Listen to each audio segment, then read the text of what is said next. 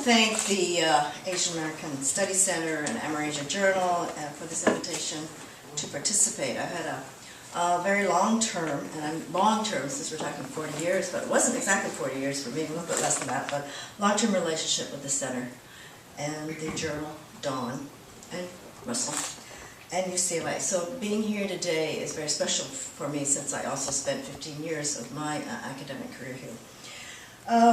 And it's extra special because it's the 40th anniversary of ethnic studies at UCLA. And we're still here, right? And we're thriving. And I think what Don has suggested to us, that it has been also one of great struggle.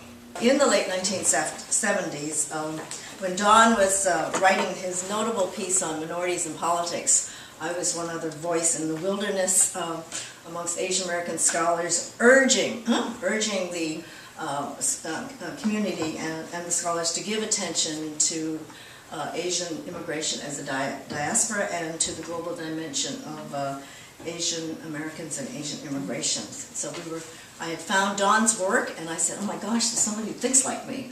And I spent much of my early and mid-academic career in New York City, which is a place to study immigrants, immigration politics, and a place to study international politics, largely because it's the headquarters of the United Nations.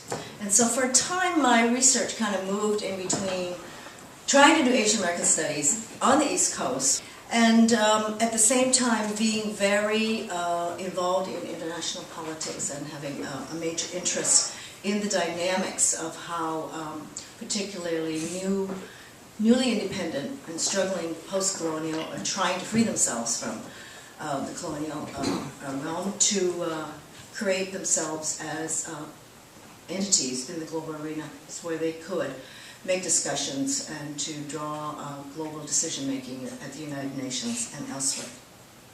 So I want to share with you a couple of examples of how my research experiences on the global stage enhanced my understanding of Asian American experience and also my interest in politics as an Asian American, and then to maybe think out loud about the specific roles Asian Americans can play on the international stage today. I had the very fortunate experience of following around for a decade a group called the Non-Aligned Countries, and they started out as about 25 countries in 1961. Around about the time that the civil rights movements and the movements for Asian American studies and Black studies and others were being developed within the United States, we have the dynamics of third world struggles, liberation struggles, anti-colonial struggles in the what we now call the global South. And it is their worldview that I was fixated on and interested in, and trying to understand their view of power dynamics and how what they were interested in and what they offered in terms of social change was different from and similar to the struggles of racial minority groups inside the U.S. So one of the things that struck me was the sort of 5 principles that they would constantly state at the UN, such as wanting peace and nuclear disarmament, which is really ending violence, and they wanted the right of self-determination of colonial peoples and racial equality. These all sound like things that we would say at home. They wanted economic equality, which was closing the economic gap between not only rich and poor states, but the rich and poor within states. And then the cultural equality, including gender equality, which meant opposing cultural imperialism, which is really a Western hegemony. And they even spoke about respect for indigenous and minoritized populations, and even talked about returning stolen artifacts, that have been taken by colonial powers. And then they sought multilateralism, which is the right of small and middle-sized states to participate in global decision-making, which to me represented the views that I thought that the right of groups that were small in size and middle-sized with less power within the United States had a right to participate in national decision-making. The agenda that other countries in the world set forth are things that we ought to give some attention to. One African quote that I found memorable in the period of the 1980s was, "When elephants fight, it is the grass that gets crushed." And we could replace that with when big multinational corporations compete, you know, what's the grass that gets crushed? When the big banks compete, who gets crushed? So I thought it was a vivid way in which I could understand some of the power dynamics. I found parallels studying these developing states, the Global South, with the Asian American experience. And the most important thing really was to see how states that had been so exploited and were struggling and caught between, in the Cold War, caught between allowing multinational corporations to come in to alleviate their poverty, and yet in turn bringing multinational corporations in meant it might also increase their poverty, caught between a rock and a hard place. But I could also see that they were not simply objects of colonialism and imperialism, but also agents of social change.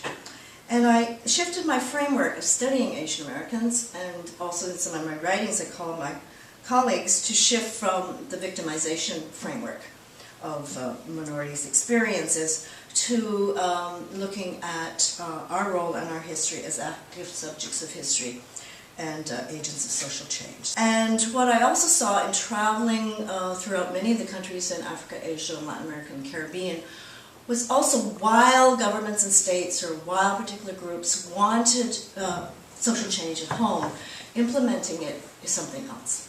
I simply want to encourage the current generation of students to explore the global in connection with the local. Many Asian Americans may be disadvantaged in some respects at home, being poorer than many of our other relatives, but from a global perspective, we are clearly advantaged when we consider our level of well-being compared to others. Moreover, Asian Americans, frankly, do not have a choice but to get on board. International politics has changed. Problems are truly global and international, whether it's immigration, labor exploitation, health, economic development, the environment, human rights, ending violence, and so on and so forth. They all require global solutions. We just can't stick our head in the sand here. One of the most interesting articles I've read recently on the Obama administration is that almost many of his close associates, including the ones he's brought from Chicago, have experience outside the U.S. So what is it about the global experience outside the U.S. that brings them together? So is this a paradigm shift in leadership? It's a different generation. So academia has been saying this for a long time. We must prepare students to be global citizens. And as Russell also said, this could all be lip service, okay? Which is really, it doesn't mean the status quo should go and perpetuate and further global capitalism. We can offer counter-narratives to the dominant narratives and resistance to oppression. Many of us have bicultural, multilingual, multicultural strengths. We have a double consciousness, sometimes triple, of being members of a racialized minority group while still living in the most powerful country in the world. We have much to teach as well as to learn about social justice and pathways to social change. So there's a lot we can do to make a difference on the global stage. I believe that our perspectives and experiences can benefit others, such as our approach to multicultural education.